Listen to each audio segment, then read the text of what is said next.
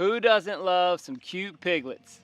Hey y'all, it's Bo Brotherton here on the Better Together Homestead. We, a couple of weeks ago, showed you these two just as cute as can be female Idaho pasture piglets. These are the first piglets born on our homestead, so we're very, very excited. And then also to figure out what we're going to do with them as well.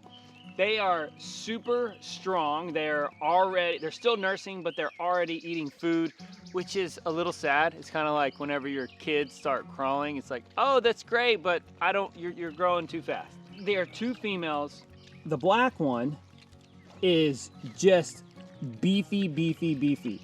She really favors Bill a little bit more. It's hard for me to say if the white and black one favors either of them more. She's just a little bit smaller than the black one. But in terms of breeder quality, we really need to consult with our Idaho pasture breeder that we got Bill from. Hopefully, and I'm gonna send him some of this video today, so hopefully somewhere in this video we'll be able to have an answer of whether or not these can be breeders, because that's the key. We chose Idaho pasture pigs for multiple reasons.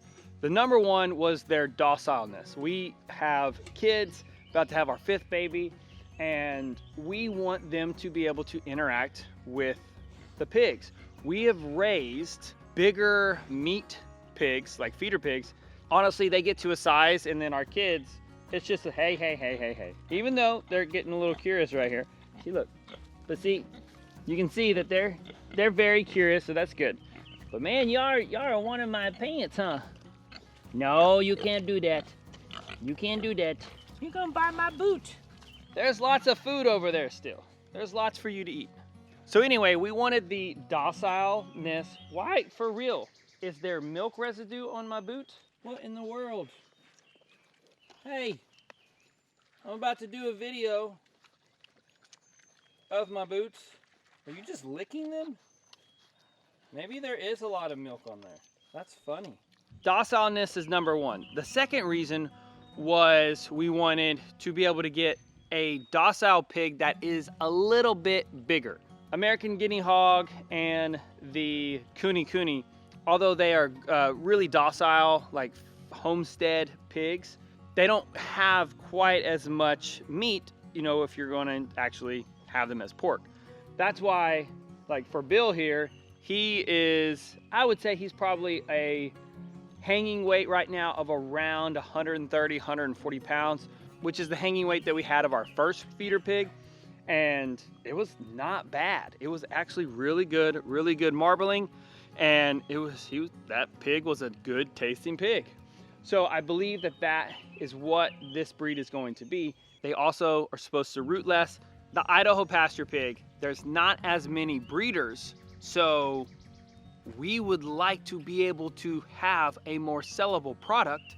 And I truly believe that the riches are in the niches. And so being in the Idaho pasture pig niche was an exciting thing for us.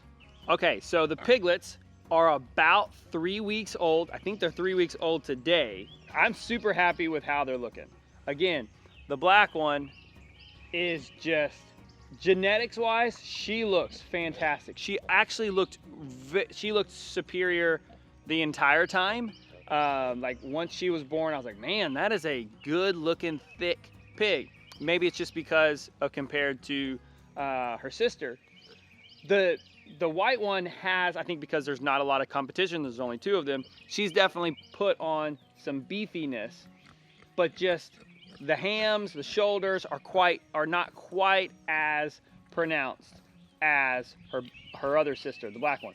But now the thing that I think that she could still be breeder quality possibly is because of her color. I've looked at a lot of Idaho pasture pigs and I've never seen one that looks like her. I'm sure that they have that. Bill, this is the boar, black with a couple of spots. I think that's a bicolor. And then Missy, I think is considered a tricolor, the mama pig, because she has a little bit of white, a little bit of brown, and then the black. It's just super duper cool to have that white coat. which I think factors in. Again, that's something that we would need to talk to our breeder, because that is something with the Idaho pasture pig, is the breeding is extremely strict. They want to be able to have only breeders be able to breed. That's where we are. They're amazing, they're cute, they are very sweet, and I really like it. I'm excited. I'm super excited.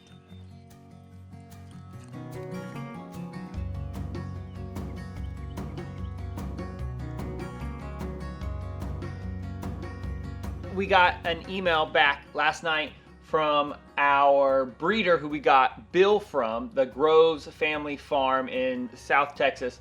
So this is so cool. So they breed Idaho pasture pigs. He has like, I think 7 different bloodlines. It's amazing. So he knows what he's talking about. He says, okay, so the piggies look great. They both look like breeders to me now. I would keep an eye on the black and ginger girl because of her snout, but I think she's gonna be fine. Both discs of their snout turn up, which is great. Not long at all. Both have wrinkles in the nose, and the snout has a good break in it, not straight to the disc. Their legs look good, and their back lines look good too. He says, it's funny, I haven't seen many brown and white IPPs. Yours looks great. So that was just so awesome to be able to know that, one, the 2 girls that we have are going to be able to be breeders, but then also that we have kind of like this rare color of this white and brown piglet. So I'm really stoked.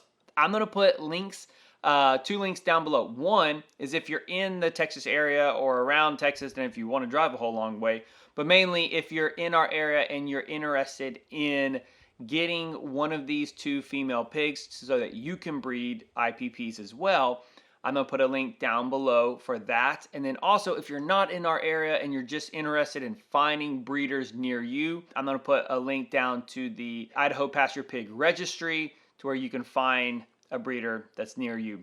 And just talking about pigs, pig subjects, I'm gonna put a link right up here where I show you the easy way of how we rotate our pigs in the pasture, in the forest, without the annoying electric pig netting. You're gonna like that video. See you over there.